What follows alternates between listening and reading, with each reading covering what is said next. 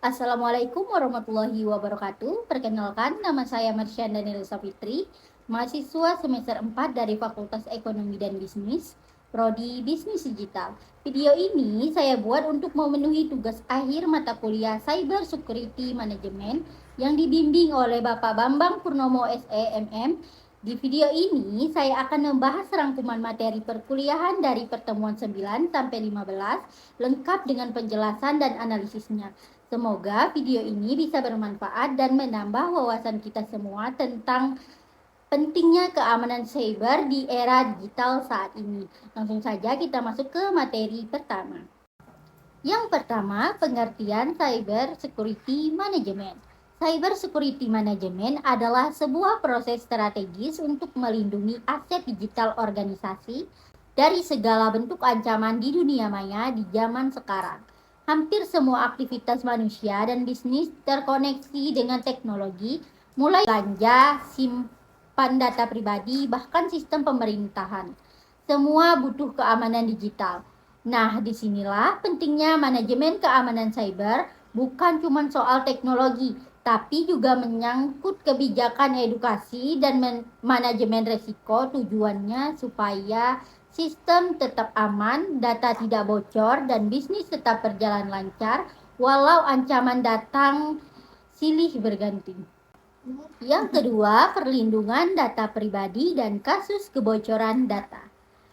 Data pribadi sekarang jadi aset paling berharga. Bayangkan, dari nik, alamat rumah, sampai catatan kesehatan kita, semua tersimpan dalam sistem digital. Tapi masalahnya masih banyak institusi dan individu yang abai terhadap keamanan data ini. Di Indonesia sendiri sudah banyak kasus kebocoran data seperti kasus Tokopedia dan BPJS. Ini menunjukkan bahwa sistem keamanan kita masih lemah. Perlindungan data pribadi itu wajib, cuma buat patuh regulasi seperti UU PDP, tapi juga untuk menjaga kepercayaan masyarakat. Sekali data bocor, reputasi bisa hancur, bahkan bisa dituntut secara hukum. Yang ketiga, Undang-Undang ITE dan Cyber.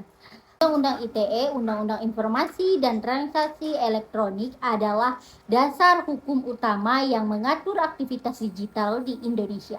Di sini diatur tentang hal-hal yang dilarang di dunia maya, seperti penyebaran hoaks, penghinaan online, ancaman digital, sampai hacking. Sayangnya masih banyak masyarakat yang belum paham batasan ini, sehingga sering terjadi pelanggaran di sisi lain. Cyber makin berkembang mulai dari carding, pencurian data, atau kartu kredit, hacking, sampai penyebaran malware. Semua ini tidak cuma merugikan secara finansial, tapi juga bisa mengganggu keamanan nasional. Yang keempat, kasus-kasus pelanggaran Undang-Undang ITE. Banyak kasus nyata yang bisa kita pelajari, contohnya kasus pencemaran nama baik lewat media sosial yang menjerat publik, figur, hingga masyarakat biasa. Ada juga peretasan Sony Pictures oleh kelompok hacker yang membuat data internal mereka bocor ke publik. Atau kasus Yahoo yang kehilangan data jutaan akun penggunanya. Kasus-kasus ini menunjukkan bahwa pelanggaran Undang-Undang ITE bukan hal sepele, bahkan bisa menyebabkan kerugian besar, baik materi maupun non-materi. Maka penting banget bagi kita semua untuk melek hukum digital dan bijak dalam beraktivitas di dunia maya. Yang kelima, AI dan ancaman kejahatan cyber.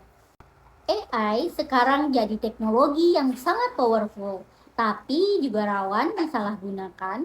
Di satu sisi, AI bisa membantu mendeteksi serangan lebih cepat lewat sistem monitoring otomatis.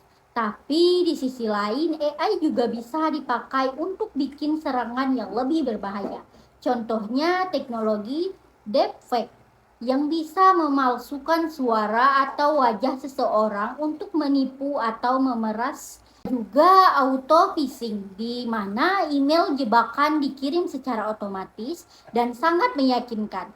Karena itu penting untuk menerapkan konsep explainable AI biar sistem bisa menjelaskan kenapa dia ambil keputusan tertentu, khususnya dalam situasi darurat atau ancaman. Yang keenam, studi kasus ransomware di Rumah Sakit Harapan Sehat Jambi. Kasus ini jadi contoh nyata betapa bahayanya serangan ransomware Rumah Sakit Harapan Sehat. Di Rumah Sakit Jambi, Rumah Sakit Harapan Sehat Jambi diserang hingga seluruh sistemnya lumpuh. Tidak bisa daftar pasien, tidak bisa akses rekam medis, bahkan tidak bisa klaim pembayaran. Ternyata semua ini bermula dari kelemahan sistem keamanan seperti patch yang tidak diperbarui, tidak adanya backup, dan tidak ada sistem pemantauan real time. Pelajarannya, kita harus serius membangun infrastruktur keamanan TI. Rumah sakit adalah sektor kritikal, jadi tidak bisa asal-asalan. Solusinya bisa dengan menggunakan data center profesional dan sistem backup yang rutin. Selanjutnya, pentingnya data center recover. Data center itu ibarat otak dan jantung digital perusahaan. Kalau data center down, otomatis seluruh sistem mati. Karena itu, setiap organisasi wajib punya rencana pemulihan bencana. Ini mencakup sistem backup berkala, server cadangan di lokasi berbeda, offsite, dan prosedur untuk pemulihan data secepat mungkin. Hal ini penting banget buat menghadapi serangan seperti ransomware, kebakaran, atau bencana alam. Dengan sistem data center yang andal, perusahaan tetap bisa beroperasi meski sedang krisis. Manajemen resiko cyber. Manajemen resiko cyber adalah upaya sistematis untuk mengenali dan mengelola potensi ancaman digital. Prosesnya meliputi 5 tahap. Yang pertama, identifikasi aset dan ancaman. Yang kedua, analisis resiko. Yang ketiga, evaluasi resiko. Dan yang keempat, mitigasi. Dan yang kelima, monitoring.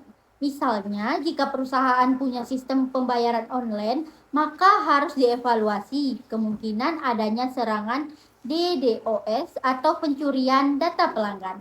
Dari situ bisa disusun strategi seperti firewall ganda, enkripsi data, atau pelatihan karyawan. Intinya, kita tidak bisa menghindari resiko 100%, tapi kita bisa siap menghadapinya. Selanjutnya, klasifikasi resiko dan strategi penanganan. Resiko dalam keamanan cyber bisa dibagi jadi beberapa jenis. Hazard, kebakaran, banjir, operasional, kesalahan sistem, strategis, gagal bersaing, dan finansial, kerugian uang. Untuk menanganinya ada 4 strategi. Yang pertama, menerima resikonya karena kecil atau tidak signifikan. Yang kedua, avoidance, menghindari resiko dengan tidak menjalankan aktivitas beresiko tinggi. Yang ketiga, mitigation. Mengurangi resiko lewat langkah proteksi.